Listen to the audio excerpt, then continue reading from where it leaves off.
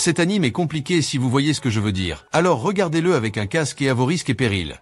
Et au début de tout cela, nous sommes présentés à une fille nommée Takamine Takan, qui est considérée tout au long de son parcours scolaire. Elle a été considérée comme une déesse, car elle excelle dans tous les domaines, tant sur le plan scolaire que sportif. De plus, son charisme impressionnant lui a valu d'être élue présidente du conseil des élèves dès sa première année de lycée. D'un autre côté, nous avons un garçon nommé Agora, un simple instructeur constamment ignoré par les autres élèves, au point que l'un d'eux prend la place de Shirota, comme s'il n'existait pas. Le garçon commence alors à comparer sa vie à celle de Takan et remarque que leur seul point commun est d'avoir fréquenté les mêmes écoles.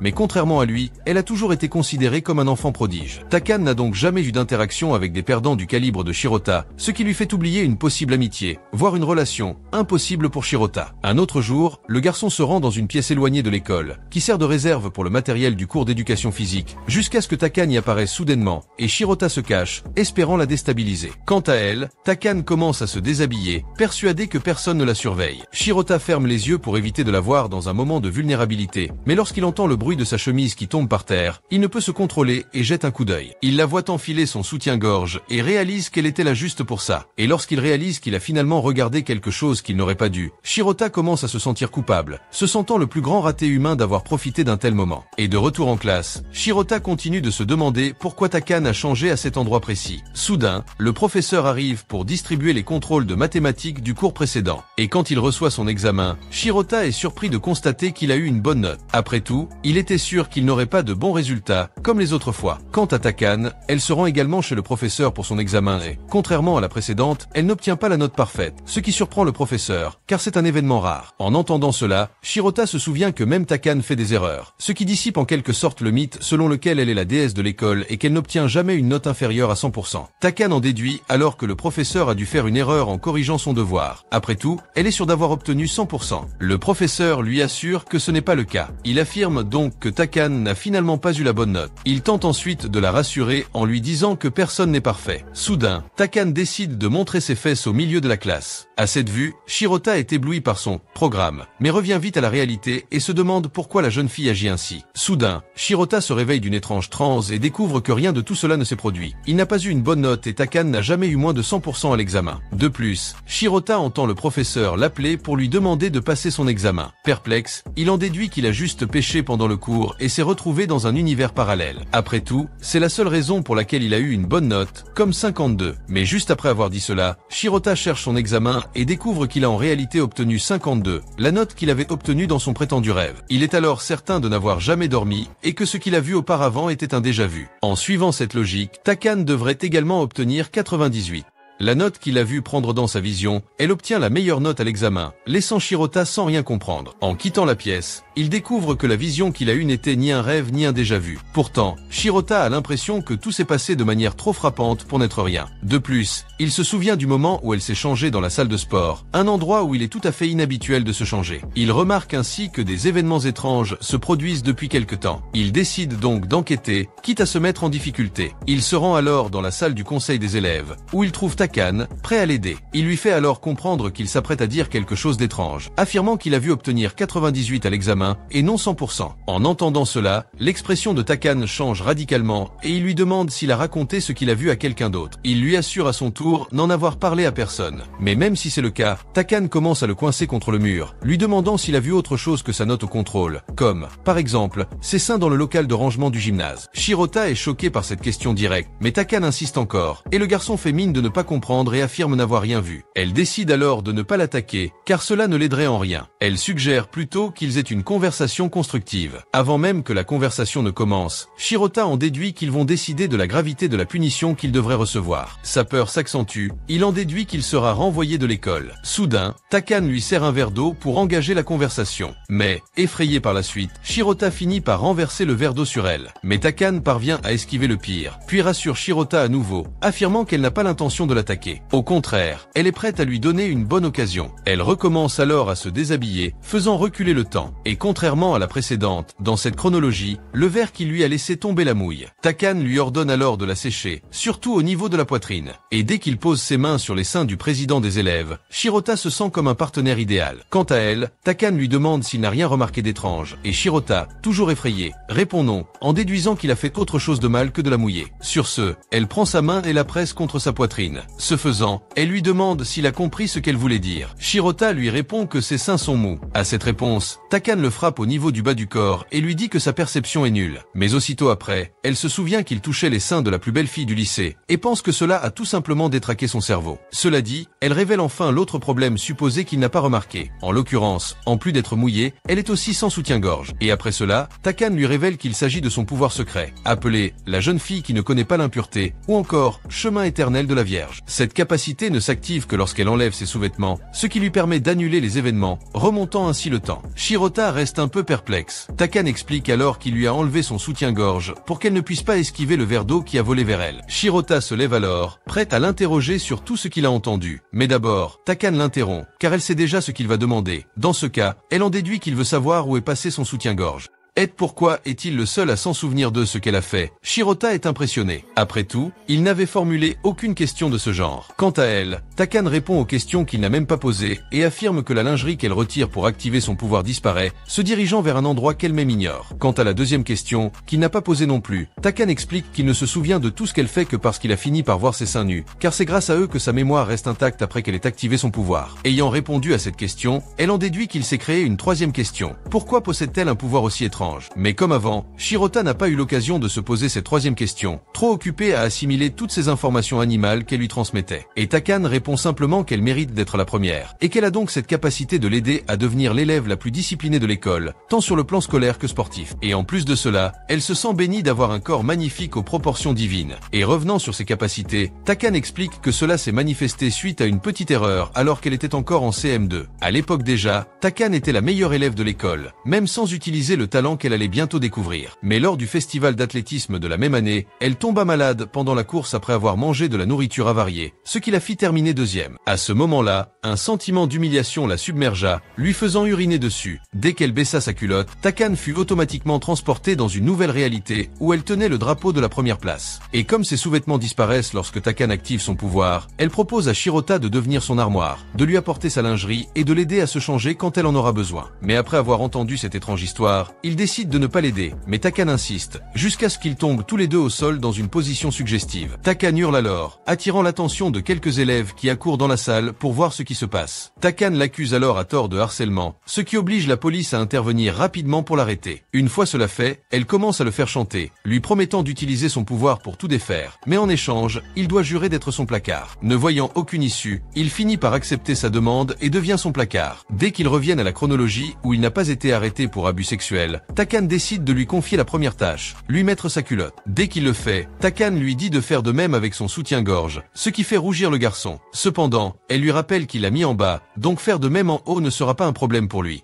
Et le lendemain, Shirota commençait le premier jour avec un casier Takamine, et se demande ce qui va arriver. Et dès qu'il la voit aller à l'école, Shirota se souvient du compura qu'elle semblait être avant de la faire chanter la veille. Alors, il essaie de se convaincre que cette mignonne Takamine de l'école n'est pas l'escroc qu'il a rencontré auparavant. Mais soudain, Takamine s'approche de lui et le salue, montrant qu'elle n'a pas oublié ce qu'ils ont convenu la veille à propos de lui comme casier. Tandis que les autres étudiants, il la voit saluer Shirota et se demande pourquoi elle donne la morale à un gars comme lui. Quant à Takamine, elle demande à parler à Shirota dans la salle du conseil avant le premier cours. Et comme il n'a pas le choix, il décide de simplement lui obéir. Et quand il arrive à l'endroit, Shirota, déjà effrayée, demande ce qu'elle veut. À cela, Takamine remarque qu'il est très tendu et demande au garçon de se détendre un peu, et dit que maintenant elle partage une relation de partenariat intime. Dans ce cas, il est le casier et elle est son propriétaire. Et Vinicius Shirota se souvient que cette dynamique de partenariat est quelque peu déséquilibrée, car elle se place au-dessus d'eux. Lui, et en passant au sujet principal, Takamine tend un sac à haie, et donc Shirota ouvre le sac, et il trouve une paire de culottes à l'intérieur et prend peur. À ce moment-là, Takamine en déduit qu'il était déçu, car il s'attendait à trouver des culottes usagées là, ce qui n'était pas le cas. Et après avoir dit cela, Takamine révèle que ce sac contient les culottes qu'il portera comme garde-robe ce jour-là, et comme prévu, Shirota doit toujours porter ce sac pour que Takamine puisse utiliser la route éternelle vierge quand elle le souhaite, et Vinicius Shirota demande s'ils doivent activer des compétences même si des gens les regardent. Tandis qu'elle, Takamine ignore sa question et continue simplement, lui donnant des explications sur ce qui devrait être fait. Dans ce cas, elle lui dit de remplacer sa lingerie même s'ils sont au milieu du cours avec tout le monde qui regarde. À ce moment-là, Shirota commence déjà à entrer en conflit avec elle, leur demandant de le faire au moins. Pendant les pauses de cours, quand il n'y a personne pour regarder la scène, et en entendant cette suggestion, Takamine se souvient que de cette façon, elle ne pourra utiliser les compétences qu'une fois par cours, ce qui va à l'encontre de ce qu'elle avait dit auparavant sur le fait de vouloir utiliser les capacités quand il le souhaite, et pour le faire accepter plus facilement, Takamine menace de défaire le fait qu'il a sauvé. Et ainsi, Shirota retournera à la chronologie dans laquelle il a été arrêté pour l'avoir harcelé, et en se souvenant du problème qu'il a eu dans cette ligne, Shirota accepte de l'aider par pression libre et spontanée. En ce sens, Takamine dit que s'il travaille bien en fonction de Shirota, il peut même gagner une récompense pour cela. Dans ce cas, elle le laissera continuer ce qu'il a commencé dans cette chronologie où il a été arrêté, à la différence que la police ne viendra pas arrêter leur relation. À cela, Shirota ferme les yeux et lui dit d'arrêter de jouer. Elle lui demande à son tour de faire un effort pour elle sans être sous l'emprise du chantage. Takamine révèle également qu'elle est gênée lorsqu'on la voit sans sous-vêtements. Cependant, elle pense qu'il n'y a aucun problème à lui dire au revoir en public si c'est pour que Shirota la voie. Lui, Shirota, croit qu'elle le considère comme infiniment insignifiant, au point qu'elle ne prend même pas la peine de le laisser la voir nu. Soudain, Shirota remarque qu'elle s'ouvre trop à lui, ce qui la rend étrange. Après tout, il s'attendait à ce que cette fille continue sur sa lancée mensongère. Takamine explique alors qu'elle a seulement essayé d'attiser sa possessivité pour le manipuler, mais qu'au final, elle a compris que cela n'a pas fonctionné non plus. Voyant qu'ils avaient déjà discuté de tout ce qu'ils avaient à se dire, Shirota lui tourne le dos et dit qui retournera en classe. Mais avant de partir, Takamine fait sa dernière provocation, lui demandant de ne pas oublier de lui rendre sa culotte, bien qu'il comprenne s'il veut la ramener à la maison. Et déjà dans la salle de classe, Shirota réfléchit au moment exact où il devrait aider Takamine avec sa capacité. Après tout, il ne connaît pas tous les moments où elle utiliserait la capacité, sauf quand elle finit par ne pas bien réussir aux examens, car dans ces moments-là, elle utilise sa capacité pour corriger ses petites erreurs qui l'empêchent d'être numéro 1. Et pendant le cours, le professeur dit à Takamine de se lever et de commencer à lire un des poèmes du livre à voix haute. Et à la fin de la lecture, elle se rassoit et tout le monde dans la classe commence à louer son excellent oratoire, tandis que Shirota voit cela comme un bon signe, car Takamine n'aura probablement pas besoin d'utiliser toujours la capacité pour rester numéro 1 de la classe. Mais soudain, elle dit à Shirota de l'aider avec sa capacité, parce qu'elle veut refaire la lecture du poème, parce qu'elle pense que ce n'était pas aussi bon qu'il aurait pu l'être, et avec ça elle termine elle relise le poème, et cette fois, les applaudissements sont encore plus intenses, prouvant qu'elle a été encore plus canon qu'avant. Voyant cela, Shirota s'inquiète encore plus. Après tout, la jeune fille aura envie de faire ses mouvements plus qu'il ne l'imaginait. Pendant qu'il y réfléchit, Takamine lui lance une petite boule de papier et lui ordonne de remettre immédiatement les vêtements qui lui manquent. Voyant cela, Shirota se souvient qu'il doit absolument la rhabiller. Mais lorsqu'il voit une salle pleine d'élèves, il est trop gêné pour le faire et réalise qu'il devra attendre la récréation pour l'aider. Takamine croise alors ses jambes de manière à tout exposer, le forçant à aller lui enfiler sa lingerie immédiatement. Pire encore, Takamine commence à faire des mouvements encore plus ouverts, faisant remonter sa jupe de plus en plus haut pour tout rendre visible. En voyant cela, Shirota réalise immédiatement qu'il fait tout cela exprès. Alors il pense qu'il devrait se dépêcher et l'habiller avant que quiconque ne le remarque, mais il ne sait toujours pas comment il va faire. Alors Takamine jette sa gomme sur le sol et fait semblant d'avoir laissé tomber la gomme, très proche d'elle. En voyant cela, Shirota comprend le plan de la fille, auquel cas il devra faire semblant qu'il va récupérer sa gomme au milieu du processus, et il en profitera pour lui mettre sa culotte, et de cette façon personne ne verra ce qu'ils font. Et même après avoir réalisé sa stratégie, Shirota hésite à la mettre en pratique, mais soudain il se souvient de la chronologie où il a été arrêté comme harceleur, puis se rend compte qu'il n'a pas le choix, en ce sens que Shirota se lève, et va vers elle pour mettre de la lingerie, et commence à transpirer froidement pendant le processus. Mais à la fin il parvient à terminer la tâche sans être remarqué par personne. Et après un moment, ils sont libérés de la classe. En ce sens que Shirota regarde en arrière pour vérifier si Takamine est satisfait de son travail. Mais Shirota remarque qu'il a fini par la mettre dans une situation complètement erronée, en raison du fait qu'il était très nerveux pendant le processus. En ce sens, qu'il se demande si elle n'a pas non plus réalisé la stupidité qu'il a fini par faire, jusqu'à ce que soudain elle le regarde comme si elle voulait lui dire quelque chose. Alors Shirota remarque qu'elle a également remarqué cela. Et pour empirer les choses, il se souvient que le professeur est coincé à prendre les présences. Et si elle se dirige vers le bureau du professeur en portant la culotte de ce jour-là, alors elle commencera sûrement à tomber petit à petit devant tout le monde, ce qui à son tour détruira l'image de pureté qu'elle a construite pendant si longtemps. Mais en réfléchissant un peu plus, Shirota en déduit qu'elle ne ferait pas quelque chose d'aussi stupide que cela ne ferait que la détruire. Mais en même temps, il se souvient que Takamine est une boîte à surprises et de mauvais en plus. Alors il réalise qu'il doit faire quelque chose pour régler cette situation avant qu'elle ne s'aggrave.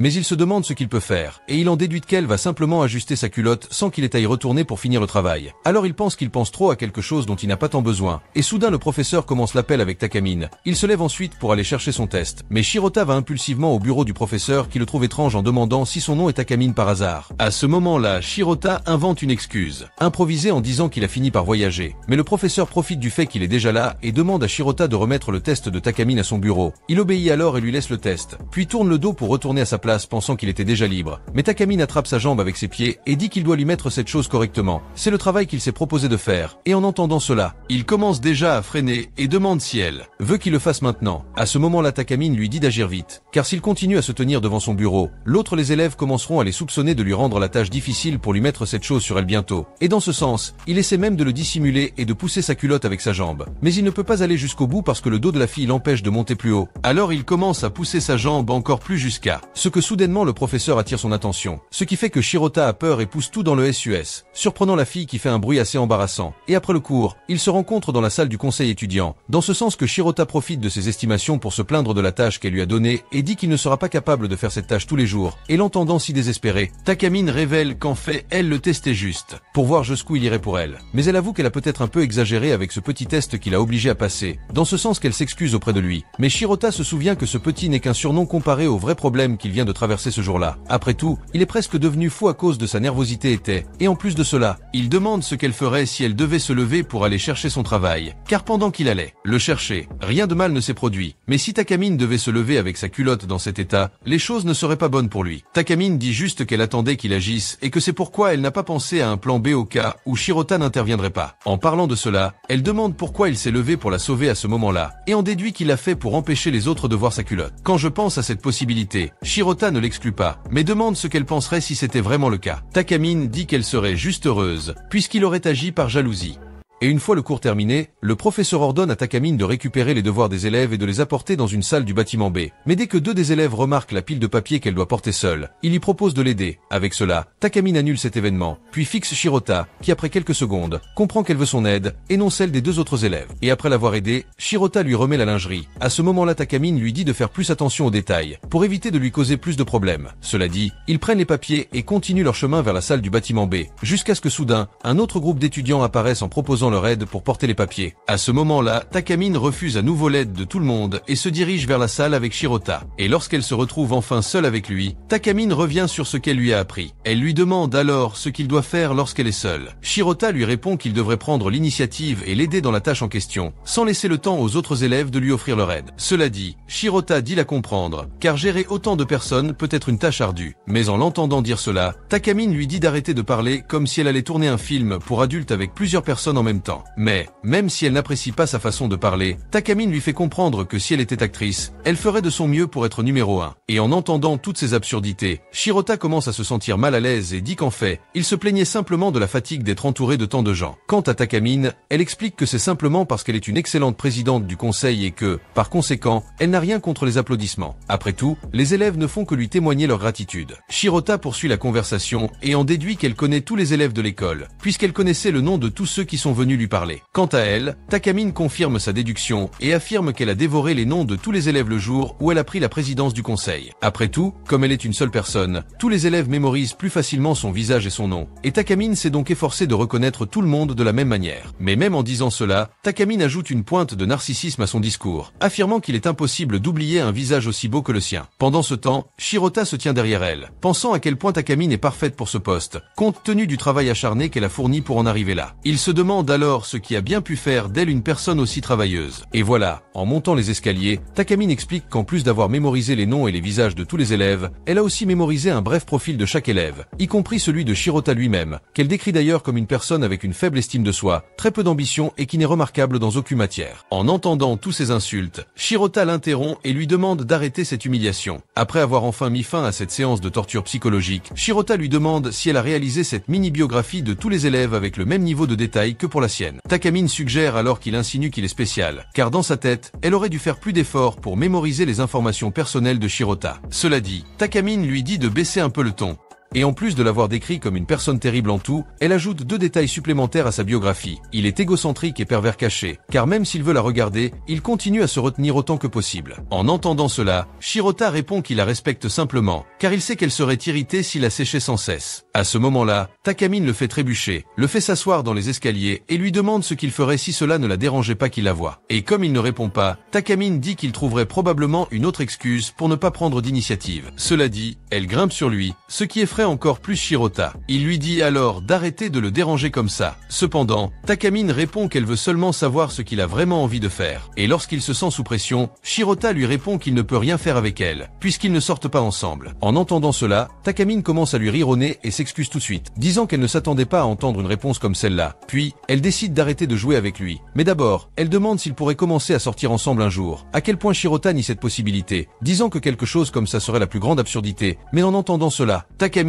dit qu'il ne devrait pas exclure cette possibilité si rapidement. Cependant, elle est satisfaite de ses réponses à ses questions. Alors qu'ils avancent, Shirota glisse sur l'une des marches et tombe au sol. Takamine l'emmène à l'infirmerie et dès son réveil, elle lui explique qu'elle a remonté le temps grâce à son pouvoir pour annuler sa chute dans les escaliers. Ainsi, ses graves blessures ont disparu. Cependant, il était resté inconscient jusque-là. Cela dit, Takamine révèle qu'elle a changé certaines choses dans sa biographie après que Shirota ait refusé de sortir avec elle. Dans ce cas, elle le voit maintenant comme un virjola sans estime de soi, en plus d'être un faux chevalier. En d'autres termes, elle le décrit comme une personne trop sérieuse. Un autre jour, Takamine aide les élèves en cours d'éducation physique et se dit prête à faire de son mieux pour les aider. Motivés, les élèves commencent à courir, mais après quelques pas, ils laissent Shirota derrière eux. Takamine attire son attention et lui dit que sa posture de course est totalement inefficace. Elle propose alors de la corriger. Malgré ses efforts, Shirota termine dernier et termine la course après 30 minutes. Voyant Shirota dans cette situation, un élève se moque de lui, affirmant qu'il n'a pas gagné malgré l'aide du président, ce qui est une honte pour tous les autres élèves. Shirota s'excuse alors pour sa piètre performance. Takamine lui répond qu'il n'a pas besoin de s'excuser, car elle recommencera la course jusqu'à ce qu'il la termine parfaitement. Dans cette scène, Shirota se retrouve au début de la course. Takamine lui demande de courir immédiatement et lui dit qu'il pourra lui enfiler sa lingerie après avoir franchi la ligne d'arrivée. Cependant, elle lui répond qu'il ne doit terminer la course qu'en 30 minutes. Pendant la course, Takamine accompagne Shirota à vélo et adresse quelques mots de motivation à tous les élèves, dans l'espoir qu'il obtienne un meilleur résultat. Mais au lieu de se servir de ces mots pour redoubler d'efforts, Shirota pense à s'excuser à nouveau. Mais au milieu de la course, Takamine se lève sur le vélo, ce qui expose sa jupe au vent. Short remarque alors qu'elle montre tout et utilise cela comme un gaz pour courir encore plus vite.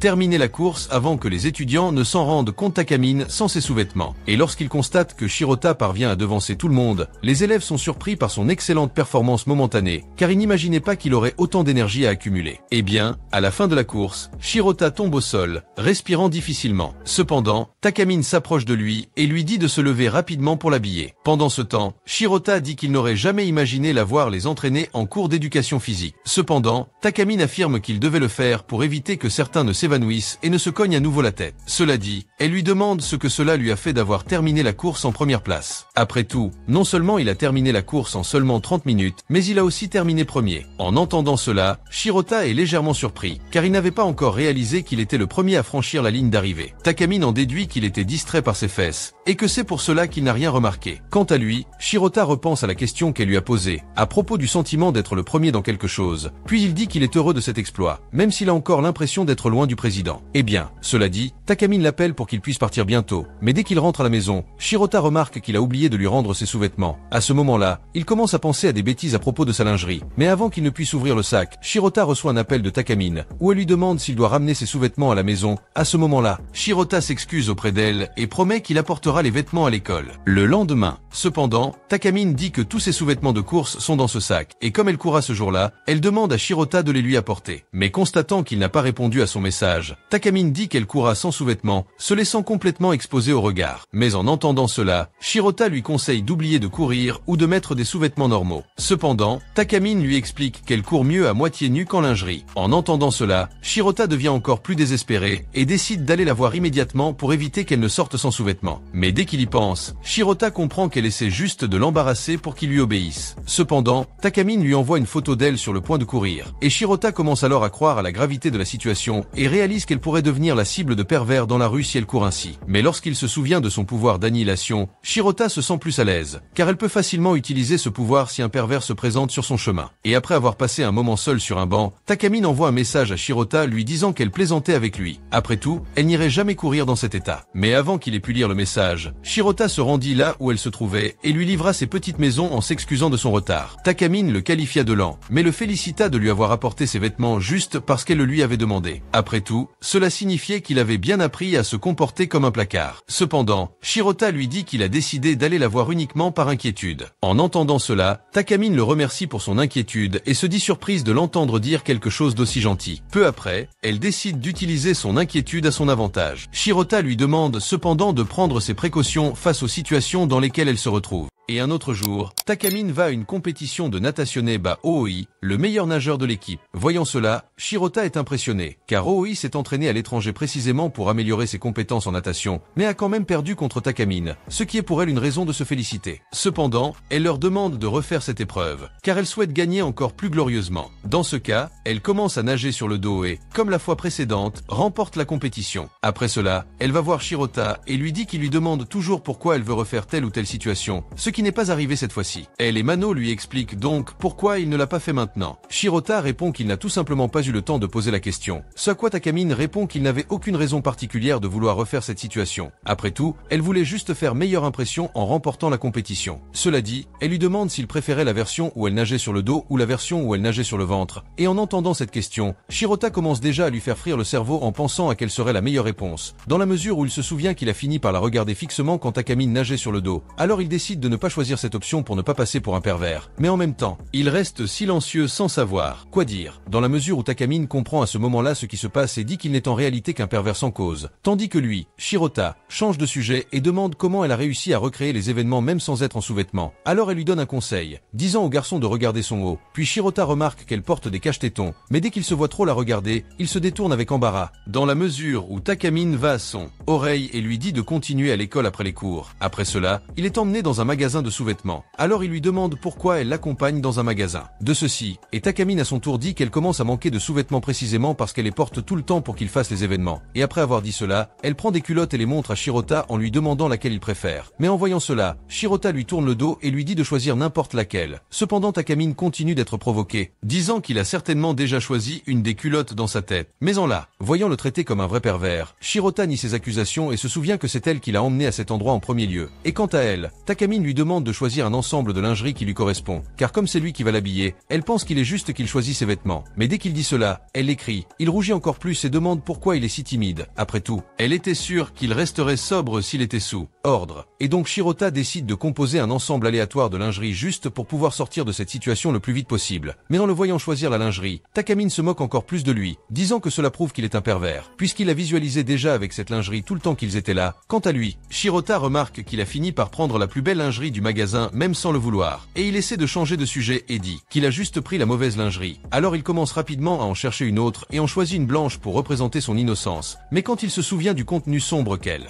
Parfois, Shirota croit que la lingerie le noir serait plus comme la fille. Ouais, alors je dois être d'accord avec toi. Voilà, on commence à se comprendre. Mais peu de temps après, il se souvient aussi de son côté doux. Alors il pense que la couleur rose la représenterait mieux. Mais à la fin, il finit par choisir un bleu, laissant Takamine confuse. Et Shirota ne révèle pas la raison qui l'a fait choisir cette lingerie spécifique et demande si elle a juste aimé la pièce. Mais Takamine l'appelle à la cabine d'essayage pour qu'il puisse la voir, car ce n'est qu'après l'avoir essayé qu'elle pourra dire si elle a aimé ou non. Et Shirota essaie de se soustraire au travail en disant qu'elle devrait utiliser la cabine d'essayage seule. Mais elle lui rappelle que c'est sa garde-robe personnelle, donc il a l'obligation de l'habiller. Mais dès qu'il essaie de lui mettre la lingerie, Shirota finit par s'évanouir, car le sang dans son cerveau responsable de la maintenir éveillée finit par aller à son conducteur. Et à un autre moment, quand il se réveille, Takamine décide de lui demander à nouveau pourquoi il a choisi cette couleur bleue. Mais Shirota continue d'essayer de changer de sujet, et dit qu'il n'y a aucune raison pour qu'il ait choisi celle-là en particulier. Mais en remarquant qu'il ment, Takamine le met contre le mur et exige qu'il lui dise la vérité. Sinon, elle ne le laissera pas s'enfuir, et en se voyant sans choix, Shirota dit qu'il a choisi le bleu pour représenter le ciel, car puisque Takamine est à un autre niveau, il croit que la lingerie avec la couleur du ciel serait mieux pour la représenter. Et dès qu'il dit la raison à voix haute, Shirota devient encore plus embarrassé, car il remarque que la raison pour laquelle il a choisi cette couleur semble encore plus infusée que lorsqu'elle était dans son esprit. Cependant, Takamine ne réagit en aucune façon, et continue juste à marcher devant lui. Et Shirota en déduit qu'elle n'a pas aimé son choix et elle dit à son tour qu'elle n'a vraiment pas l'intention de porter la lingerie qu'il a choisie, car cela lui enlèverait sa position de route éternelle de la Vierge. Ayant dit cela, elle l'appelle au prochain magasin de lingerie. compris. Le lendemain, à l'école, au moment de partir, Shirota commença à prendre froid. Il décida donc de se dépêcher pour ne pas être vu par Takamine et pouvoir partir. Mais avant qu'il ne puisse le faire, Takamine elle-même s'approcha de lui et lui proposa de le raccompagner. En entrant dans sa chambre, elle fut impressionnée, car elle ignorait son organisation. Voyant cela, il la remercia, la tête baissée, espérant qu'elle partirait bientôt. Cependant, Takamine commença à fouiller son ordinateur et se dit surprise de n'avoir trouvé aucun dossier suspect. Sur ce, elle commença à le presser, lui demandant où était le dossier, qu'elle le confierait à un parfait pervers. Pendant ce temps, Shirota baissa le couvercle de son ordinateur portable et lui demanda s'il était là pour fouiller sa chambre. Takamine répondit alors qu'elle était là pour prendre soin de lui, car s'il tombait malade, cela affecterait aussi sa vie. Elle se dirige alors vers la cuisine pour lui préparer à manger. Avant cela, elle se tourne vers lui et lui demande si elle doit cuisiner en ne portant qu'un tablier. Shirota, en entendant cela, s'oppose évidemment à cette idée. Cependant, Takamine continue de le provoquer encore plus, suggérant de le nourrir habillé ainsi. Devant toutes ces moqueries, Shirota lui demande d'arrêter, du moins lorsqu'elle est malade. Sur ce, il commence à la diriger vers la porte en lui demandant de partir avant qu'elle ne tombe malade comme lui. En entendant cela, elle dénoue la situation et, au lieu de se moquer de lui, elle prépare simplement son repas normalement.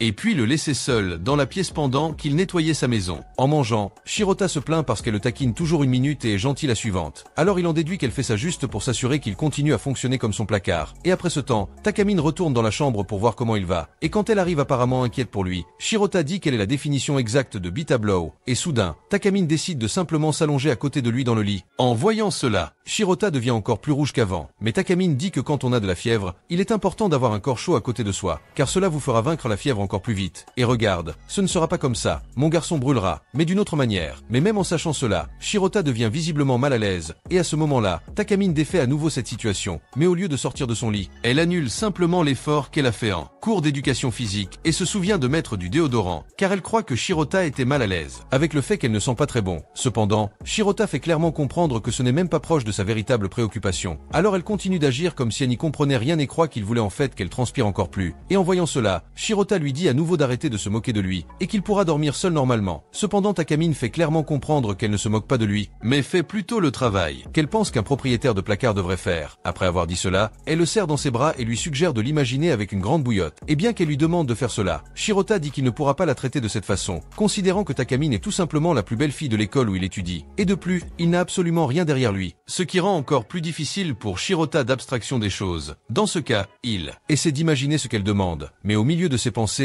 il est interrompu par elle qui demande à dire quelque chose. Dans ce cas, elle avoue qu'elle a fini par être trop quand il est temps de jouer avec lui, surtout parce qu'il est tellement malade. Alors elle s'excuse d'avoir fait tout ça. En disant cela, elle le tire plus près et dit que ce contact plus étroit avec une autre personne libère de l'ocytocine, ce qui à son tour l'aide à se détendre davantage. Alors Takamine lui dit d'en profiter et d'aller dormir bientôt, au lieu de penser à une quelconque indécence. Tandis que lui, Shirota remarque que même si son visage est dans le miroir de la plus belle fille de l'école, la dernière chose qu'il ressentait était ce genre d'excitation, parce qu'il se sent en sécurité. Et en cela, il a commencé à voir la déesse de l'école et propriétaire d'un placard comme une fille plus humaine. Et avant de s'endormir, Shirota demande s'il est vraiment gentil avec lui ou s'il essaie juste de lui faire plaisir avec l'intention de le garder comme son placard. En entendant cela, Takamine lui demande ce qu'il préfère croire. Mais avant qu'il ne puisse répondre quoi que ce soit, Shirota finit par s'endormir. Et dès qu'il s'endort, Takamine rentre chez elle. Et en chemin, elle se souvient des premières interactions qu'elle a eues avec Shirota. Et en cela, elle se souvient de la question qu'il lui a posée à nouveau, ce qui la laisse confuse. Après tout, elle ne ferait jamais ces choses à une personne qu'elle n'aime pas vraiment. Pendant ce temps, Shirota se réveille quand il décroche son téléphone portable. Il voit un message de Takamine disant qu'elle est rentrée chez elle après avoir réussi à l'endormir. En plus, elle informe qu'elle a laissé plus de nourriture dans le réfrigérateur pour quand il se réveillera. Et en cela, Shirota va à la cuisine pour manger. Pendant qu'il dîne, il se souvient de la façon dont Takamine a agi envers lui ce jour-là, et se retrouve, sans comprendre une fois de plus toute cette gentillesse vivante d'une personne qui vit dans le sommeil. Je n'ai qu'une chose à te dire, elle le veut, et elle ne sait pas comment le demander. Je te retrouve certainement dans la prochaine vidéo de ce truc fou. Alors aime et abonne-toi. Je suis allé.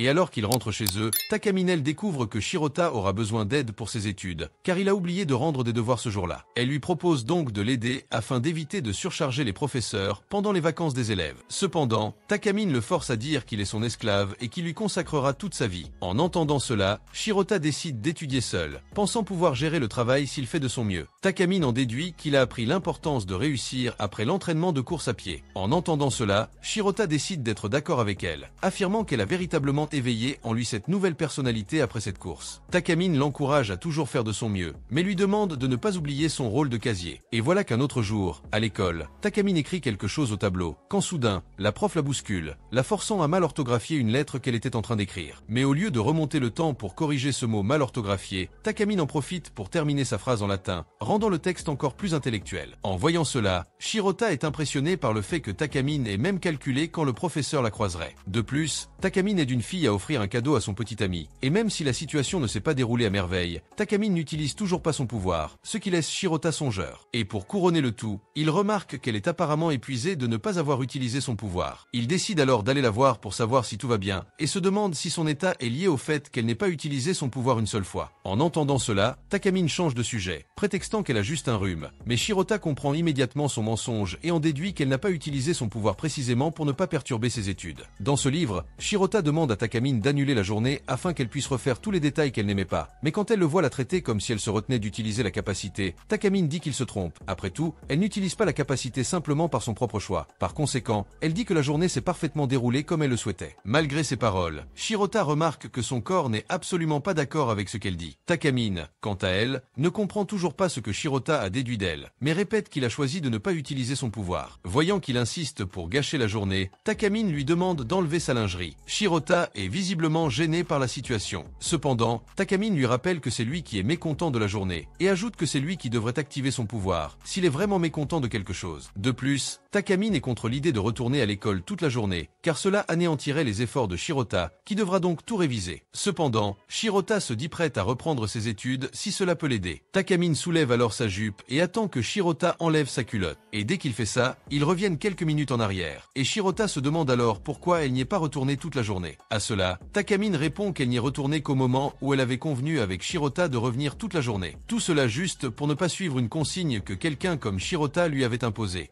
Et en entendant cela, Shirota commence elle rit maladroitement en la qualifiant de fière. Et voilà qu'un autre jour, Takamine décide d'aider Shirota personnellement dans ses études, en l'emmenant chez elle. Et pendant le cours, Takamine le voit d'avoir de mauvais résultats dans ses études, puis utilise sa capacité à remonter le temps, et demande à Shirota de prouver qu'il est un élève parfait, pour compenser le fait qu'elle lui donne des cours particuliers. Soudain, Shirota réalise qu'il n'y a personne à la maison et s'enquiert. Cependant, Takamine lui répond qu'elle l'avait déjà informé du voyage de ses parents pendant les vacances, et qu'il ne rentrerait donc que dans 2 jours. En entendant cela, Shirota se laisse envahir par des pensées fantaisistes. Takamine va alors le voir et lui demande de refaire la façon dont il lui a mis son soutien-gorge, car il a finalement mal mis. Après avoir résolu ce problème, ils retournent à leurs études. Takamine remarque que Shirota progresse très lentement et en déduit qu'il fait exprès jusqu'à la tombée de la nuit, afin qu'elle se sente obligée de le laisser dormir chez elle et ainsi avoir une chance avec elle. Bien que Takamine soit convaincue de son intention, elle lui fait comprendre qu'ils ne sont pas seuls. Après tout, elle a un chat à la maison. Et en entendant cela, Shirota demande à voir le chat. Cependant, Takamine lui assure qu'il ne pourrait pas se concentrer sur ses études si elle emmenait le chat dans la chambre. Cependant, Shirota dit tout le contraire. Dans ce cas, il croit que la présence du chat le rendra plus détendu, ce qui par conséquent lui permettra d'être plus performant dans ses études. Apprenant qu'il finirait ses études plus vite avec le chat, Takamine change d'avis et décide d'aller le chercher immédiatement. Soudain, elle revient dans la pièce, disant qu'elle n'a pas trouvé l'animal. Elle pense cependant que le chat est parti un moment, mais qu'il reviendra bientôt. Bien qu'elle n'ait pas pu l'aider, Takamine lui promet qu'elle sera son chat jusqu'à ce que le vrai apparaisse. En entendant cela, Shirota trouve étrange qu'elle veuille endosser un rôle aussi étrange. Takamine lui conseille d'arrêter de se plaindre et d'être simplement reconnaissant qu'elle se donne autant de mal. Mais même si son intention est de l'aider, Shirota a encore plus de mal à se concentrer et en déduit que son seul but est de le provoquer. À ce moment-là, il commence à penser des choses sordides à propos de Takamine, puis il lui demande directement d'arrêter. Mais dès qu'il la regarde, il la voit se comporter encore plus comme un chat. Et pour couronner le tout, il se souvient qu'elle ne porte rien sous ses vêtements, car elle a dû utiliser son pouvoir de remonter le temps. À ce moment-là, Takamine commence à l'aborder de manière suggestive, puis Shirota lui demande d'arrêter. Quant à Takamine, elle remarque ses oreilles rouges et comprend qu'il exagère un peu, mais elle décide de continuer à jouer au chat et à la souris avec lui un moment. Après avoir enfin terminé ses études, Shirota se prépare à partir, mais dès qu'il remarque une forte pluie dehors, il ne sait plus quoi faire. Takamine comprend alors qu'il n'aura d'autre choix que de le laisser dormir chez lui cette nuit-là, et Shirota demande donc à dormir dans le couloir, car cela lui suffira.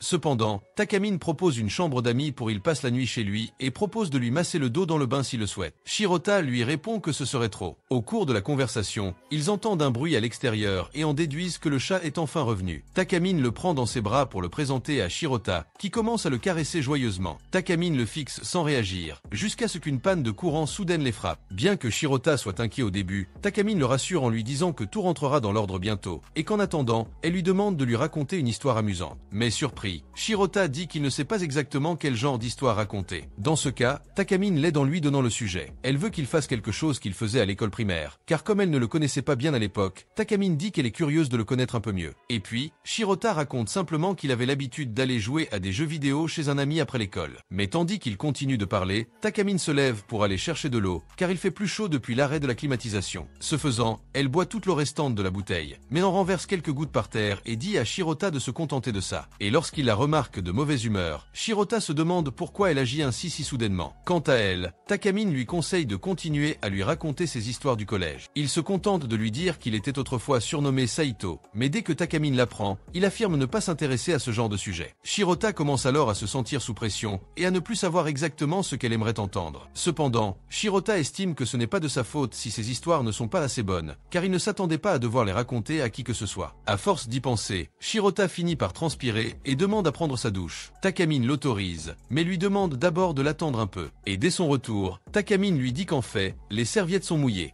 et son savon s'est épuisé. Alors, et il ne pourra plus utiliser la douche. Cela dit, elle s'allonge pour dormir et le laisse derrière elle. Et Shirota regrette de ne pas avoir pu la distraire avec sa vie monotone et pas du tout amusante. Mais lorsqu'il la voit s'allonger pour dormir, Shirota cesse de penser à ses histoires de sa vie. Après tout, Takamine ne l'écoute plus. Pourtant, même en disant cela, il finit par se souvenir d'un événement survenu à l'école primaire. Une fille de son âge l'avait aidé à s'occuper d'un chat errant. À mesure qu'il se rapprochait, Shirota raconte qu'il avait l'habitude de donner au chat les restes de son déjeuner. Les jours de pluie, il courait toujours vers le chat pour tenter de le protéger avec un parapluie. Cependant, il était toujours en retard. Après tout, la fille qu'il avait rencontrée avait l'habitude d'aller aider le chat avant même son arrivée. Et en entendant cette histoire, Takamine se lève et dit qu'il a enfin raconté une histoire qui valait la peine d'être écoutée du début à la fin. Cependant, elle trouve étrange qu'il n'ait pas choisi de raconter cette histoire depuis le début. Et quant à lui, Shirota se souvient que la fille en question était Takamine elle-même, qui pour couronner le tout, s'est même déclarée à lui un certain jour. Cependant, a fini par être rejetée par Shirota, car il ne savait pas comment répondre à sa déclaration. Et pour ne pas dire toute la vérité à Takamine, il dit simplement que la fille, qui est en réalité elle, a disparu avec le chat, et depuis, il ne les a plus revus. En entendant cela, Takamine demande ce qu'il ferait s'il parvenait à revoir cette fille. Mais avant qu'il puisse répondre, un éclair s'abat sur eux, effrayant Takamine et lui faisant tomber tous ses sous-vêtements. Puis, effrayée par la foudre, elle se jette sur ses genoux. Mais face à cette situation complexe, elle promet d'utiliser son pouvoir pour annuler ce qui s'est passé entre eux. Cependant, Shirota lui rappelle que ses pouvoirs ne fonctionnent pas sur lui, et qu'il continuera donc à s'en souvenir. Elle lui conseille alors de faire de son mieux pour oublier ce qui s'est passé cette nuit-là.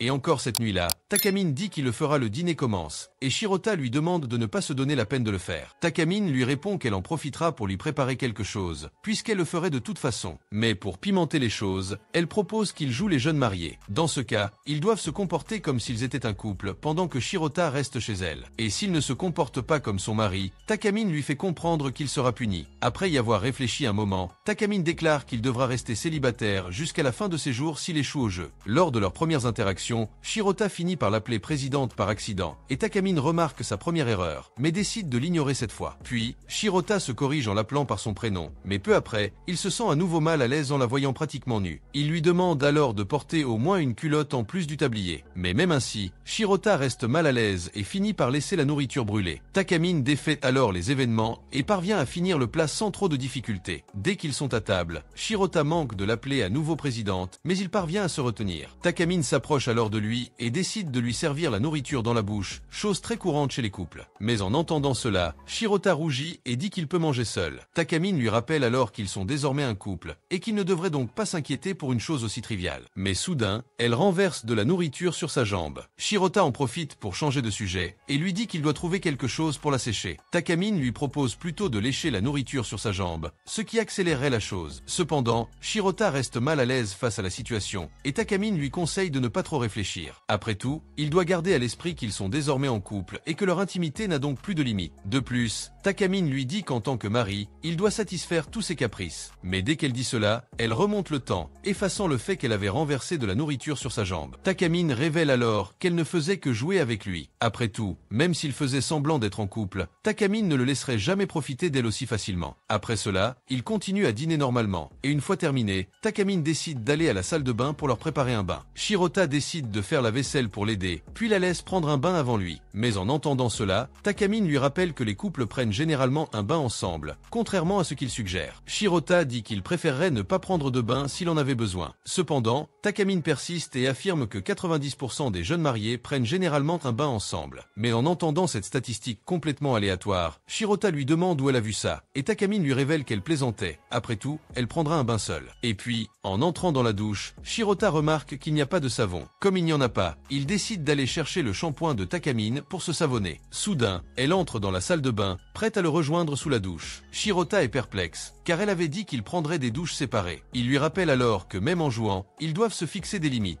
Parce qu'un homme et une femme sans vêtements dans le même environnement ne s'en sort généralement pas très bien. Quant à elle, Takamine le traite de pervers et affirme qu'il aurait déjà été excité par son shampoing de toute façon, alors elle n'a même pas besoin de le provoquer. De plus, elle affirme avoir pris une mesure anti-pervers justement pour le contenir. Dans ce cas, elle entrera dans l'eau en lingerie. Mais lorsqu'il voit la lingerie qu'elle compte porter, Shirota remarque qu'elle serait beaucoup moins provocante que si elle ne portait pas de lingerie aussi sensuelle. À ce moment-là, Shirota lui demande de l'attendre dehors, car il va bientôt finir son bain. Takamine dit qu'il compte rester là pour l'aider à se laver le dos. Shirota lui répond qu'elle n'a pas besoin de s'investir autant dans ce jeu. À ce moment-là, Takamine change légèrement de discours et dit qu'elle veut lui frotter le dos uniquement pour s'entraîner, car quand viendra le moment de frotter celui de son mari, Takamine saura déjà comment s'y prendre. Pendant qu'elle le savonne, Shirota se concentre uniquement sur le fait de ne pas laisser la tante se dresser, afin que Takamine ne remarque pas son excitation. Mais lorsqu'il réalise qu'elle le frotte elle-même, Shirota devient tout rouge. Quant à Takamine, elle continue de le taquiner, lui disant qu'il est plus musclé qu'elle ne l'imaginait. Pendant ce temps, Shirota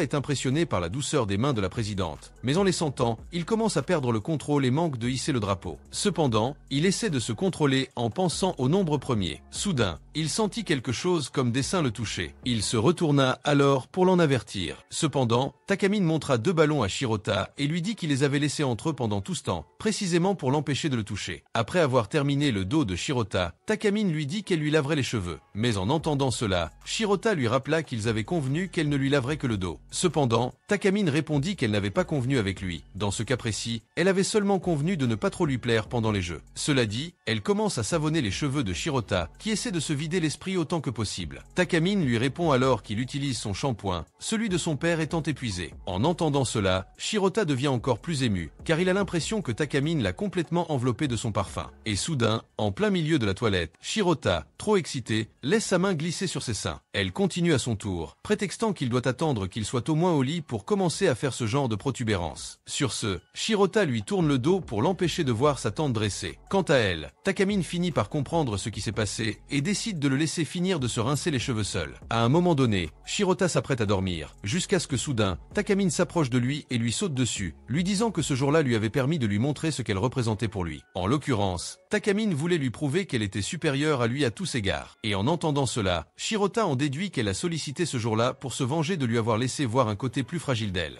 Eh bien, un autre jour, Takamine et Shirota sont chargés de patrouiller lors d'un festival de feux d'artifice en ville, et ils auront pour objectif de s'assurer que les élèves de l'école ne fassent rien de mal pendant l'événement. Pendant l'espionnage, Takamine remarque que rien d'inhabituel n'a été détecté et décide de faire une pause. Elle lui demande de lui mettre sa lingerie, qu'elle n'a d'ailleurs pas mise en enfilant son yukata. Mais en la voyant lui demander cela dans un endroit aussi animé, Shirota se sent mal à l'aise. Takamine lui rappelle cependant que les gens ne leur prêtent pas attention, car ils sont occupés par l'événement. Mais même en disant cela, elle remarque sa méfiance et s'excuse bruyamment en prétextant que la bride de sa sandale est cassée. Shirota en profite pour l'habiller, prétendant simplement réparer la bride. Après cela, ils retournent à la salle de spectacle, jusqu'à ce qu'un autre couple les regarde et leur dise qu'ils ne sont pas du tout assortis. En entendant cela, Shirota se sent légèrement insultée, mais au moins soulagée d'être vue comme le petit ami de Takamine. En marchant avec elle, Shirota se demande comment elle réagirait s'ils sortaient vraiment ensemble, et il remarque alors que Takamine continuerait à le traiter comme un inférieur. Après tout, pour quelqu'un qui se croit parfait, il ne serait jamais sur un pied d'égalité avec qui que ce soit. Et suivant ses pensées, il commence à se diriger vers une aile plus perverse, jusqu'à ce que soudain, Shirota soit interrompue par Takamine, qui lui dit qu'elle a l'intention de revenir sur leurs pas, car elle veut se rendre à un autre endroit de l'événement, dans lequel Shirota regarde autour d'elle et remarque qu'ils sont revenus exactement au même endroit où ils se sont rencontrés pour la première fois. Le voyant toujours dans les nuages, Takamine lui dit de se réveiller et de la suivre immédiatement. En chemin, il passe devant un pont où se trouvent plusieurs couples. Soudain, l'un d'eux boit une bière puis s'embrasse devant tout le monde, laissant Shirota légèrement gênée et en sueur. Sur ce, Takamine attire à nouveau son attention et lui demande s'il veut boire quelque chose. Shirota se souvient de ce qui vient de se passer. L'un des couples s'est embrassé juste après avoir bu. Il en déduit alors qu'elle pourrait lui suggérer de faire la même chose. Mais dès qu'il pense à cette possibilité, Shirota se souvient qu'elle ne ferait jamais quelque chose comme ça. Alors il croit qu'elle n'a peut-être tout simplement pas vu ce que le couple a fait, ou peut-être qu'elle veut à nouveau faire quelque chose pour le déranger. Et peu importe ce qu'elle est en pensant à le faire, Shirota décide d'empêcher que quelque chose d'étrange ne se produise. Puis, il sort un thé de sa poche pour qu'ils le boivent tous les deux, car s'ils ne boivent pas de bière, il n'y a aucune chance qu'elle se moque de lui. Mais dès qu'il fait cela, il se souvient que la Takamine qu'il connaît n'accepterait jamais de perdre un combat contre lui. Alors si elle veut vraiment se moquer de lui, elle trouvera toujours un moyen. Soudain, Shirota repense à sa alliance et se voit l'embrasser mentalement pendant quelques secondes. Mais il reprend vite ses esprits et s'excuse auprès de Takamine sans même dire un mot. Dans ce cas, il le déguise en lui offrant du thé. Cependant, Takamine ne s'en soucie pas et lui dit simplement de la rhabiller. Mais Shirota se plaint à nouveau auprès d'elle des gens autour. Dans ce cas, Takamine lui rappelle que tout le monde est distrait en regardant les feux d'artifice dans le ciel. Par conséquent, ils ne les regarderont même pas. Alors qu'il revivait les événements, Shirota réalisa que Takamine était de plus en plus perturbé par quelque chose. Il commença alors à réfléchir à des hypothèses quant à la raison de ce trouble. Soudain, Shirota fut interrompu par des feux d'artifice qui explosèrent devant lui. Il les loua alors, mais il le fit en regardant Takamine, laissant entendre qu'il pouvait aussi parler d'elle. Après avoir regardé les feux d'artifice, ils rentrèrent chez eux. Mais Shirota se demandait sans cesse pourquoi Takamine avait autant utilisé son pouvoir ce jour-là, et pourquoi cela la dérangeait toujours. Toujours en vacances d'été, Shirota reçoit un appel de Takamine, lui demande s'il compte faire quelque chose ce week-end. Après tout, elle compte l'emmener visiter le campus de l'université Aogaku. Shirota trouve sa proposition très inattendue et déclare qu'il ne s'imagine pas étudier dans un endroit aussi chic qu'Aogaku, car il ne pense pas avoir l'intelligence ni l'élégance nécessaires. En entendant les rêveries de Shirota, Takamine lui demande quels sont ses projets d'avenir. Mais avant qu'il puisse lui répondre, elle commence à le narguer encore plus, affirmant qu'il n'aurait probablement pas beaucoup d'options pour son avenir, et que cela n'aurait donc aucun sens pour lui de penser à ce genre de choses. Quant à lui, Shirota répond en gros à ce qu'elle avait dit. Dans ce cas précis, il n'a vraiment pas beaucoup d'objectifs à atteindre. Takamine le corrige et lui dit qu'il devrait plutôt lui répondre qu'il espère simplement continuer à la servir de casier et à l'accompagner partout où elle va. Mais en entendant sa suggestion insensée, Shirota lui rappelle qu'une personne normale ne dirait jamais une chose pareille. Cependant, Takamine lui dit que même s'il souhaite suivre une voie différente à l'avenir, il devrait continuer à être son casier. Cependant, Shirota lui répond qu'il ne pourra continuer à la servir de près que s'il parvient à intégrer la même université qu'elle ou à devenir un NIT. Quant à Takamine, elle lui promet de lui laisser la liberté de décider de ses actions pour rester à ses côtés, tant que Shirota continuera à la servir comme il le fait ces derniers temps. Changeant de sujet, Takamine commente un achat sympa, puis Shirota demande à voir ce que c'est, et Takamine l'appelle alors en visioconférence. Dès qu'il répond, Shirota est surpris par Takamine portant un soutien-gorge ouvert au milieu. En voyant cette scène, Shirota est presque pris d'une crise. Cependant, Takamine lui explique qu'elle porte un soutien-gorge de ce style uniquement à cause de lui. Après tout, c'est lui qui lui en a choisi un le jour où ils sont allés faire du shopping ensemble, et depuis, Takamine a décidé d'en acheter d'autres. Shirota tente alors de rectifier le tir, expliquant que ce n'est pas vraiment lui qui lui a choisi cette lingerie ce jour-là. Après tout, il était juste très nerveux et a choisi n'importe quel modèle. Mais alors qu'il essaie de s'expliquer sans grand succès, Takamine baisse la caméra de son téléphone portable pour montrer la culotte provocante qu'il porte. À ce moment-là, Shirota lui couvre les yeux et lui demande d'arrêter de le taquiner. Mais au lieu de cela, elle commence à faire encore plus appel, en disant qu'elle rejoindra un club de tennis à l'université. Cependant, dans son esprit, ce club n'aura le sport que comme façade, car en réalité ce sera un club secret de personnes perverses, qui à la fin, finiront par l'influencer, obligeant Takamine à s'abandonner au plaisir du monde. En entendant les propos obscènes de Takamine, Shirota est impressionné par sa créativité pour créer un synopsis parfait pour un film interdit aux moins de 18 ans. Il lui demande alors de ne jamais participer à une telle aventure, même pour le plaisir. Takamine décide alors d'utiliser sa peur contre Shirota et lui dit que s'il ne veut pas la voir dans une situation aussi dégradante, il devra trouver un moyen d'intégrer la même université qu'elle et devenir à la fois son garde du corps et son escadron. Et s'il réussit, Takamine promet de lui montrer des choses au-delà de ce que ce soutien-gorge peut cacher. Mais en entendant ces absurdités, Shirota remarque qu'elle se moque encore de lui, et qu'en plus, il lui rappelle qu'avec ses notes habituelles, il ne pourrait jamais intégrer une université comme Aogaku. Soudain, au milieu de l'appel, le chat de Takamine se met à jouer avec son téléphone portable, le renversant presque, et elle court raccrocher. Quelques jours plus tard, Shirota décide enfin d'accompagner Takamine sur le campus. Cependant, il arrive avant elle au lieu de rendez-vous, précisément pour ne pas la mettre en colère. Pourtant, dès qu'il regarde devant lui, Shirota remarque qu'elle l'attendait déjà bien avant son arrivée. Takamine l'invite donc à faire un tour sur place, avant même que la présentation du département ne commence. Pendant la promenade, Takamine se tourne vers lui et lui dit que Shirota devrait s'intéresser davantage à l'université qu'à elle, même si elle comprend qu'elle était vraiment exubérante ce matin-là. En entendant cela, Shirota est gênée et dit qu'il ne la regardait pas comme elle le pensait. Quant à elle, Takamine lui rappelle que c'est à lui de décider si elle réussira ou non à l'université. Et en la voyant changer soudainement de sujet, Shirota est perplexe. Takamine lui rafraîchit la mémoire en lui disant qu'il devra trouver un moyen d'entrer dans cette université pour lui servir de casier et de garde du corps. S'il échoue, Takamine devra se changer seule au milieu de la classe. Conséquence, elle sera filmée et victime de chantage avec ces images de sa transformation, et elle devra finalement gagner sa vie comme nounou. Devant toutes ces exagérations, Shirota rompt le récit dramatique de Takamine, affirmant qu'il lui suffirait de remonter le temps pour que ces enregistrements n'aient jamais existé. Voyant qu'il refuse de participer à ces moqueries, Takamine change de sujet et lui demande à nouveau quels sont ses projets d'avenir. Shirota répond simplement qu'il compte travailler pour aider sa famille à subvenir aux besoins du ménage. Tandis qu'ils poursuivent la présentation du département, Takamine et Shirota écoutent attentivement la conférence, jusqu'à ce que soudain, l'orateur donne la parole aux visiteurs pour qu'ils puissent lui poser toutes leurs questions sur l'université. Takamine lève alors la main et demande quels sont les avantages d'être major de sa promotion dans cet établissement. En entendant son affirmation, son entourage s'étonne de son désir de monter sur la tribune. Quant à l'orateur, il annonce qu'elle recevra un certificat de mérite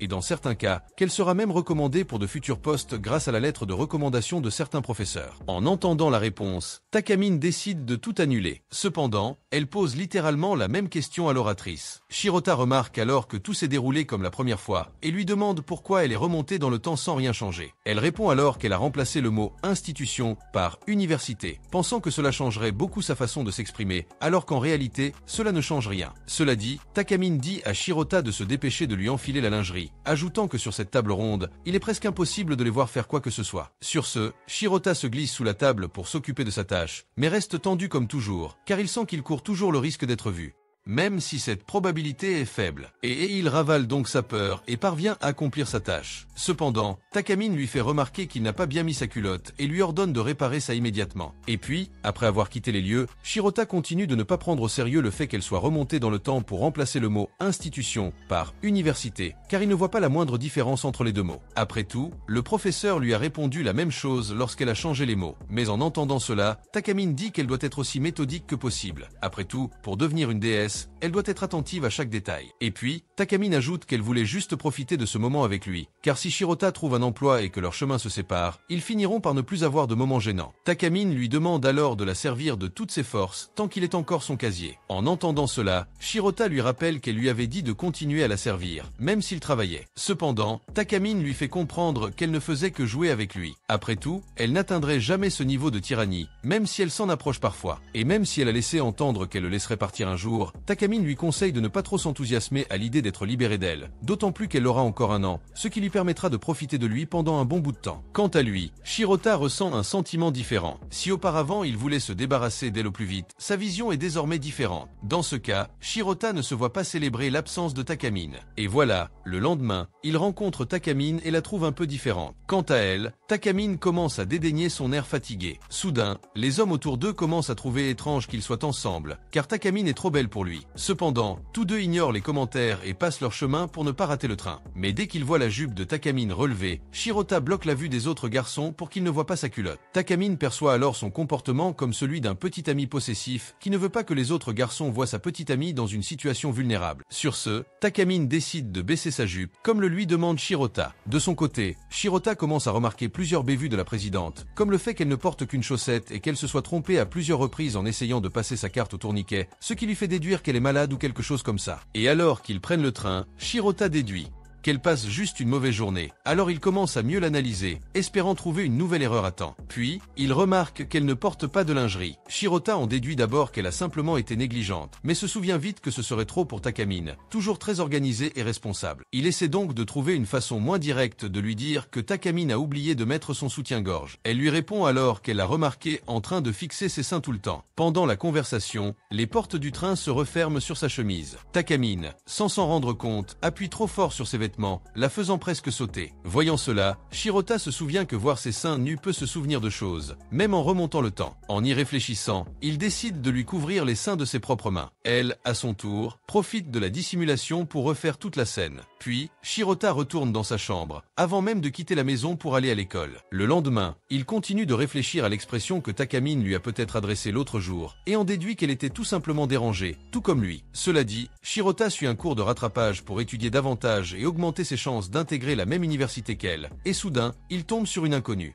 Et puis, cette fille mystérieuse, là elle le prend dans ses bras et se présente comme Ellie. En entendant ce nom, Shirota se souvient d'elle. En l'occurrence, Ellie était une fille qui était à l'école primaire avec lui. Quant à Ellie, elle dit qu'elle l'a facilement reconnue dès qu'elle l'a vue, car Shirota n'a pas changé depuis leur dernière rencontre. Shirota se souvient brièvement de quelques moments passés ensemble à l'école primaire, lorsqu'ils jouaient ensemble dans un parc. Mais en la voyant maintenant, Shirota remarque qu'Ellie est plus mature qu'avant, ce qui se reflète très bien dans les vêtements qu'elle porte. En entendant ces compliments, Ellie révèle qu'elle a commencé à travailler comme mannequin professionnel, mais qu'elle n'obtient que quelques contrats de temps en temps. Cependant, même s'il ne s'agit que de quelques contrats, Shirota la complimente et se montre heureux du travail de son vieil ami. Quant à Ellie, elle change brusquement de sujet et leur propose de retourner au parc où ils jouaient ensemble quand ils étaient enfants. Une fois sur place, Shirota suggère qu'ils choisissent un meilleur environnement, si elle veut se mettre au courant, mais Ellie lui rappelle qu'un endroit aussi nostalgique est bien plus propice à la conversation. Puis, Ellie grimpe sur le toboggan où ils jouaient autrefois. La voyant si heureuse, Shirota remarque que la joie de la fillette est la même que lorsqu'ils étaient enfants. Soudain, Ellie se lasse des jouets et l'appelle pour boire de l'eau à la même fontaine qu'ils utilisaient autrefois. Arrivé à la fontaine, Shirota se souvient qu'ils jouaient à des batailles de ballons d'eau dans ce parc. Se souvenant de cela, Ellie propose de refaire ce jeu, mais cette fois, le perdant devra offrir une glace au gagnant. Et bien que Shirota soit prêt à continuer le jeu, il se sent un peu gêné d'être vu en train de jouer à cet âge. Il lui rappelle alors qu'ils n'ont pas de ballon et pense pouvoir utiliser cette excuse pour faire oublier cette idée à Ellie. Cependant, la jeune fille court au magasin le plus proche et lui apporte les ballons en un instant. Voyant qu'elle les a déjà apportés, Shirota lui dit qu'elle aurait pu en profiter pour acheter de la glace. Cependant, Ellie lui rappelle que la glace est bien meilleure après avoir joué. En entendant cela, Shirota dissipe toute gêne qu'il pourrait ressentir et est prêt à jouer à la guerre des ballons avec Ellie, comme s'ils étaient encore des enfants. Puis, il commence à remplir les ballons, et Ellie lance à Shirota un regard sinistre, lui montrant qu'elle ne joue pas à ce jeu pour perdre. Elle remplit alors un ballon géant d'eau pour augmenter ses chances de toucher Shirota. Mais au lieu de se servir, elle finit par faire éclater le ballon en le remplissant trop. Voyant cela, Shirota s'inquiète pour elle et cherche dans son sac à dos quelque chose pour se sécher. Ellie le rassure en lui disant qu'elle ne porte pas de soutien-gorge, ce qui lui permettra de sécher plus vite. En entendant cela, Shirota remarque que son soutien-gorge est invisible, même si elle porte un haut qui dévoile ses épaules. Ellie explique qu'elle a laissé son soutien-gorge sécher à la maison et que c'est pour cette raison qu'elle est partie sans. Se retrouvant dans cette situation embarrassante, Shirota lui demande de s'asseoir et de se reposer un peu. Cependant, Ellie lui rappelle que la partie n'est pas terminée. Malgré cela, Shirota leur propose d'arrêter de jouer pour la journée et d'aller manger une glace sur son compte. Sur ce, il laisse Ellie l'attendre sur un banc et se rend au magasin pour acheter une glace. En chemin, il commence à penser à ce que Takamine lui dirait si elle le voyait à un rendez-vous avec une autre fille. Dans ce cas, elle commencerait certainement à le taquiner comme d'habitude.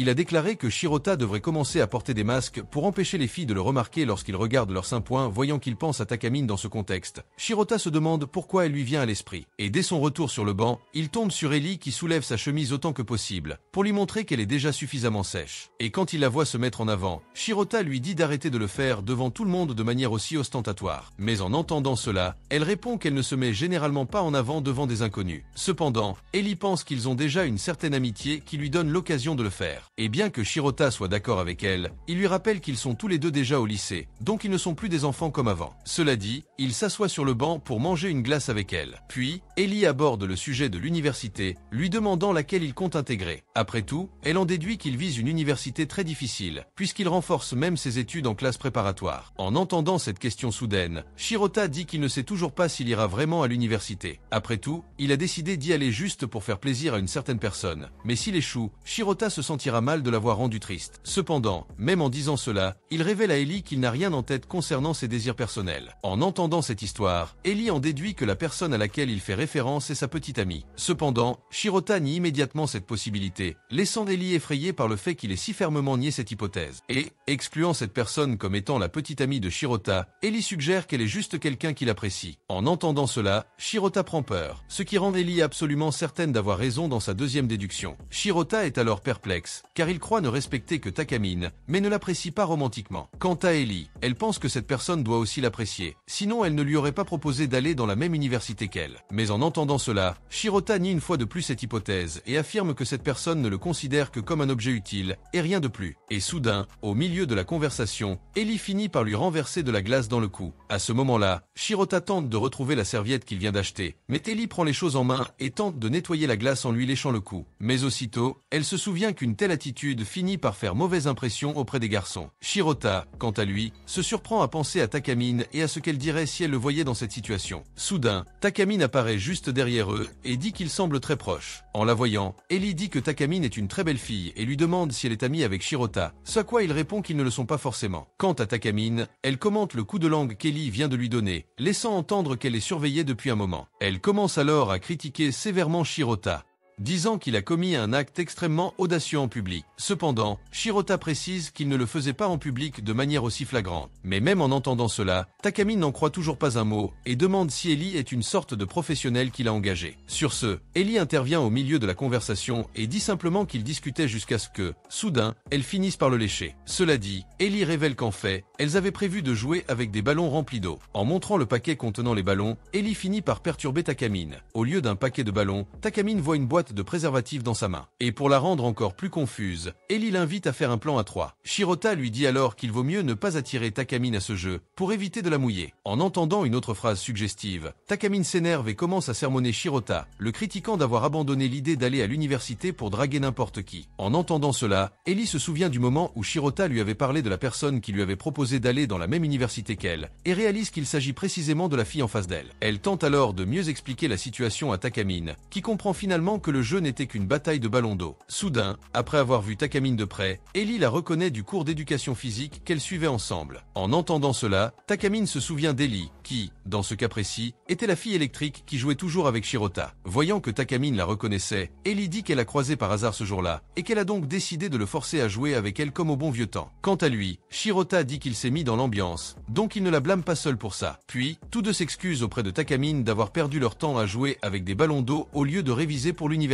Takamine, plus calme, leur dit qu'ils devraient simplement respecter les convenances lorsqu'ils rencontrent un vieil ami, afin d'éviter de ternir leur réputation de lycéen. Sur ce, elle lui tourne le dos pour partir, mais Ellie la retient et lui demande de rester pour discuter davantage. Sur ce, Shirota les laisse seuls et leur offre à boire. Ellie en profite pour s'excuser à nouveau auprès de Takamine. Elle explique que le fait d'avoir toujours étudié dans des écoles de filles l'empêchait de comprendre la distance à garder avec les garçons, car dans sa tête, il n'y a pas beaucoup de distinction. Voyant qu'elle s'excuse autant, Takamine dit qu'Ellie n'a pas à s'inquiéter outre mesure. Cependant, Ellie affirme le contraire et précise qu'elle serait également mal à l'aise si quelqu'un était coincé avec la personne qu'elle aime. Lorsqu'il voit la jeune fille sous-entendre qu'elle apprécie Shirota, Takamine la corrige en lui disant qu'il ne le voit que comme son serviteur. Shirota revient juste à temps. Alors Ellie décide de partir et lui annonce qu'elle le retrouvera à l'école préparatoire le lendemain. En entendant cela, Takamine se montre curieux d'en savoir plus sur l'école préparatoire qu'il suit. Shirota explique ensuite qu'il a décidé de s'inscrire uniquement dans une école préparatoire dont les frais de scolarité correspondent à son budget, afin de pouvoir au moins tenter d'intégrer l'université où Takamine sera logé. En entendant cela, Takamine est surprise de découvrir qu'il s'inquiétait de ses propos depuis le début. Elle décide donc de l'aider dans ses études jusqu'au jour de l'examen d'entrée. Cependant, Shirota refuse son aide, prétextant qu'il ne compte pas la gêner. Takamine utilise alors son pouvoir de remonter le temps et le force à accepter sa proposition d'une manière ou d'une autre. Sur ce, ils se rendent chez Takamine et commencent leurs études.